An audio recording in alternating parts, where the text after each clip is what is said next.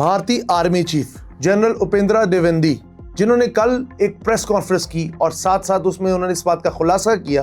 कि भारत ऑपरेशन सिंदूर 2.0 के लिए तैयार है, और साथ साथ अपनी नाकामी का एतराफ़ करते हुए उन्होंने कहा कि जदीद जंगी माहौल में और जदीद किस्म की जब आपकी दो मुल्कों के कॉन्फ्लिक्ट होते हैं तो उसके दरमियान जंगी मालूमात और अपने नुकसानात को छुपाना बहुत मुश्किल होता है। अब इस बयान के बाद एक बहुत बड़ा इबहाम, एक बहुत बड़ा डाउट पूरी इंटरनेशनल कम्युनिटी में और इंटरनेशनल मीडिया में इसका खुलासा किया जा रहा है कि क्या भारत अपनी जंगी नाकामियों का एतराफ़ ऑन स्क्रीन कर रहा है। क्योंकि अगर जनरल उपेंद्र द्विवेदी का ये बयान देखा जाए तो इसमें यह बताया जा रहा है कि हम ऑपरेशन सिंदूर 2.0 को लॉन्च दोबारा करने जा रहे हैं, और ऑपरेशन सिंदूर जो पहले हुआ था वो शायद नाकाम था या अपने अहदाफ हासिल करने में कामयाब नहीं हुआ था। ये सारी क्या डेवलपमेंट है, आज के व्लॉग में इसी को डिस्कस करेंगे। हिंदुस्तान के army chief general Upendra Dwivedi का ये बयान कि जंग के अंदर होने वाले नुकसानात को जदीद दौर में छुपाना बहुत मुश्किल है, और इससे पहले आपने जब उनके डिफरेंट किस्म के फोर्सेस के सारे कमांड के लोग बैठे हुए थे तो उन्होंने कहा जी जो लॉसेस हैं it is the part of the war. तो इससे पता लगता है कि हिंदुस्तान ऑपरेशन सिंदूर के अंदर जो उनके मकासद थे, जो उन्होंने टारगेट अचीव करने थे, उसमें कामयाब नहीं हुआ। साथ साथ उपेंद्र द्विवेदी का ये कहना कि भारत ऑपरेशन सिंदूर 2.0 के लिए पूरी तरह तैयार है, इस बात का खुलासा करता है कि हिंदुस्तान दोबारा किसी किस्म की गीदड़ भभकी, किसी किस्म की शरह अंगेजी और बॉर्डर को हॉट कर सकता है। साथ साथ पाकिस्तान की रॉकेट कमांड फोर्स के जो जनरल है जनरल नुमान ज़िक्रिया, उन्होंने सिंगापुर में एक पूरी प्रेस कॉन्फ्रेंस की जिसमें उन्होंने बताया कि पाकिस्तान और हिंदुस्तान के दरमियान अगर जंग हुई तो अब this is the matter of minutes and seconds, सिर्फ चंद मिनटों का खेल होगा और कहानी समाप्त हो जाएगी। ये समाप्त का लफ्ज आप ही की जनरल उपेंद्र साहब आपकी हिंदी से लिया, और अगर आपने ये राम कथा शुरू की तो याद रखिएगा आपकी दास्तान नहीं होगी दास्तानों में, क्योंकि पाकिस्तान की रॉकेट कमांड फोर्स के पास पूरे इख्तियारात हैं। इससे पहले आपने ऑपरेशन सिंदूर में जब ब्राह्मोस यूज किया पाकिस्तान के खिलाफ और पाकिस्तान के खिलाफ इजराइल के हिरॉन ड्रोन यूज किए, तो पाकिस्तान की रॉकेट कमांड फोर्स ने आपके खिलाफ क्या यूज किया,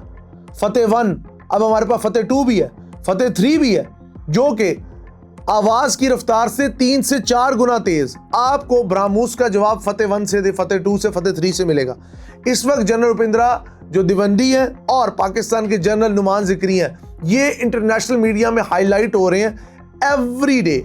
everybody is saying that Pakistan and India is on the ways of were very soon, and the problem is that the mindset of Narendra Damodar Das Modi always convince him that we are a superior race and Muslims are the inferior race. So in this way, Pakistan has checked its cards, and in the international community, mark my words, you will see a big change. In the last operation सिंदूर के अंदर पाकिस्तान की तरफ से जब बुनियानुल मरसूस आनी ठोस मजबूत दीवार के नाम से हमने एक ऑपरेशन स्टार्ट किया, आपने देखा पाकिस्तान के साथ टर्की था, पाकिस्तान के साथ चाइना था, पाकिस्तान के साथ आज़रबाईजान था, पाकिस्तान के साथ और बड़े मुल्क थे, लेकिन हिंदुस्तान के साथ सिवाय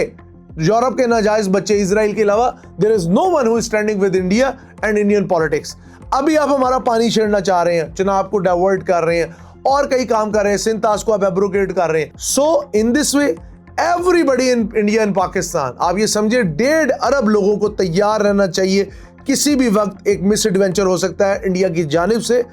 LOC को हॉट किया जाएगा, उसके बाद एक हॉट परसूट किया जाएगा, डिफरेंट किस्म की हो सकता है हिंदुस्तान एक फॉल्स फ्लैग ऑपरेशन करे, उस फॉल्स फ्लैग ऑपरेशन के नतीजे में पाकिस्तान के ऊपर अटैक करे और उस अटैक के नतीजे में एक और जंग छिड़ जाए। लेकिन इस बार America, the United States of America, its policy makers, its think tank, they are again and again warn India that Pakistan is a very hard nut to crack.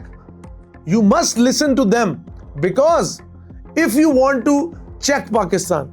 आपने इससे पहले पता नहीं कितनी बार पाकिस्तान से पंगे लिए, चाहे वो 65 हो, 48 हो, 71 में यकीनन आपने हमारा मुल्क तोड़ा है, लेकिन हम वो वक्त भूले नहीं है। और आपके कंट्री के साथ अगर कोई भी मिस एडवेंचर आप करना चाहते हैं हमारे साथ, तो एक बार याद रखिएगा इतना आसान नहीं है। इस वक्त पाकिस्तान के पास एक बेहतरीन फौज है। आपके जनरल उपेंद्र जो द्विवेदी है वो बड़ी बड़ी बातें कर रहे हैं, इससे पहले जनरल बिपिन रावत भी इस तरह की बातें करते थे। अभी आप समझते हैं कि आपने एक ऐसे बंदे को बिठाया जो पाकिस्तान और चाइना के मामले में एक्सपर्ट है।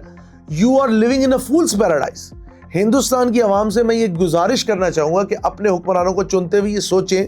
कि भारतीय जनता पार्टी, जो कि नरेंद्र दामोदर दास मोदी, जो कि आपके प्रधानमंत्री हैं, आपके पास योगी आदित्यनाथ हैं, आपके पास डिफरेंट किस्म के और लोग हैं, आप ये क्यों नहीं समझते कि पाकिस्तान आप लोगों की जिद में है,